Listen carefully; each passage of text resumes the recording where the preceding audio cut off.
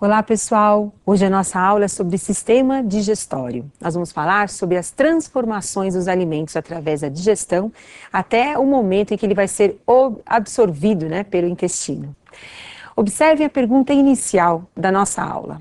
Ao comermos um sanduíche de pão, manteiga e bife, onde será iniciada a sua digestão? Onde ocorre o início da digestão do pão, do bife e da manteiga? Para respondermos isso, nós temos que lembrar que a digestão é um processo de transformação química e física do alimento. Essa transformação física e química ocorre em várias partes do animal, dependendo da sua complexidade. Observe agora um exemplo da digestão humana. Observe um aparelho digestório. Então, nós temos lá todo o alimento ingerido, mastigado na boca, passa pela faringe, pelo esôfago, pelo estômago e no intestino. Então, a digestão ocorre ao longo desse tubo digestório. Cada um desses órgãos, daqui a pouquinho nós vamos conversar com mais detalhes sobre essa digestão, participa desse processo químico e físico. Na hidra, por exemplo, selenterado, a digestão ocorre inicialmente na cavidade gastrovascular. Então, o alimento ele entra pela boca do animal, vai para a cavidade gástrica, inicia a digestão nessa cavidade através das enzimas e posteriormente as partículas menores dos alimentos entrarão nas células e terminarão a sua digestão. Uma digestão que nós chamamos de extra e intracelular. Como nós acabamos de observar, tem alguns animais que a digestão ocorre no próprio tubo digestório. Em outros animais, como a hidra, a digestão ocorre no tubo digestório, que na verdade é uma cavidade digestiva, e termina no interior da célula. Então, nós temos uma digestão intracelular. Mas no nosso caso, na digestão humana, qual é a participação do aparelho digestório? Da boca, da faringe, do esôfago? Para explicar isso, eu gostaria que vocês acompanhassem com detalhes aí a nossa digestão. O início da digestão na boca. Então, nós temos aí processos mecânicos, processos físicos de mastigação. Então, o bolo alimentar que foi ingerido, ele passa por um processo mecânico de mastigação e depois o processo de deglutição. Mas na boca, nós temos a primeira ação das enzimas. Nós temos o processo químico. Esse processo químico é devido à presença do suco salivar, secretado pela glândula salivar. Esse suco ele é rico em pitialina, que é a enzima que vai digerir o amido. Então, aquele pão do sanduíche, rico em amido, vai ser digerido na boca pela pitialina. Na verdade, é o início da digestão enzimática do pão.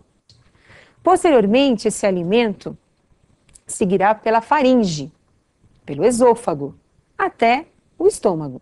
No estômago, nós vamos ter a ação enzimática do suco gástrico. No estômago nós vamos encontrar uma enzima muito importante, que é a pepsina. Essa enzima atua na digestão enzimática das proteínas. Então nós temos aí a digestão química das proteínas no estômago. Então aquela carne, aquele bife que foi mastigado na boca, não é digerido na boca pela ação da pitialina, só será digerido no estômago pela ação da pepsina. No estômago também nós temos a presença do HCl, o ácido clorídrico, que é um ácido corrosivo. Esse ácido ataca a parede estomacal.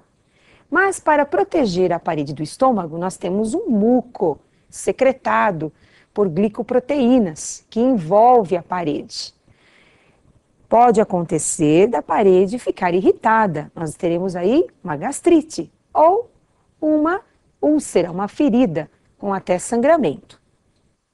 Então, como nós acabamos de observar, o início da digestão do pão é na boca.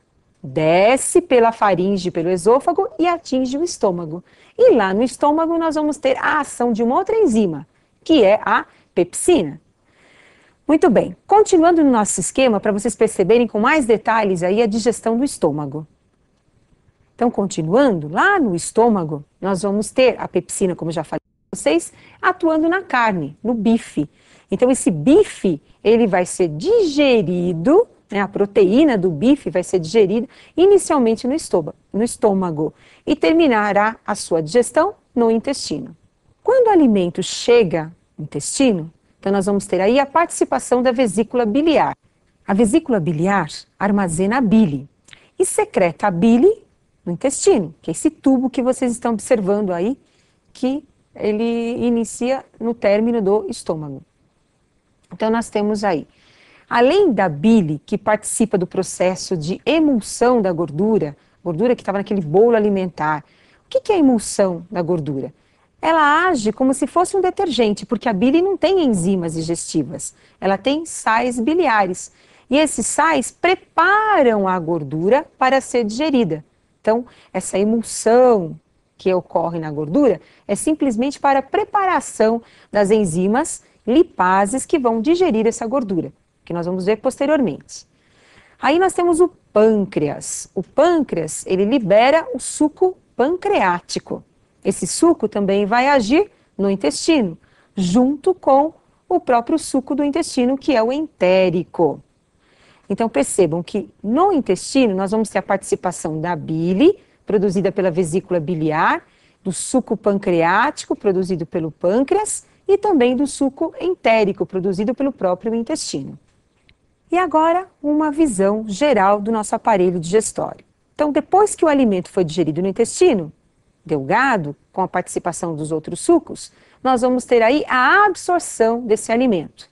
E aquilo que não é importante, ele vai ser eliminado através das fezes. Então, como nós acabamos de observar, todo o alimento é digerido no tubo digestório.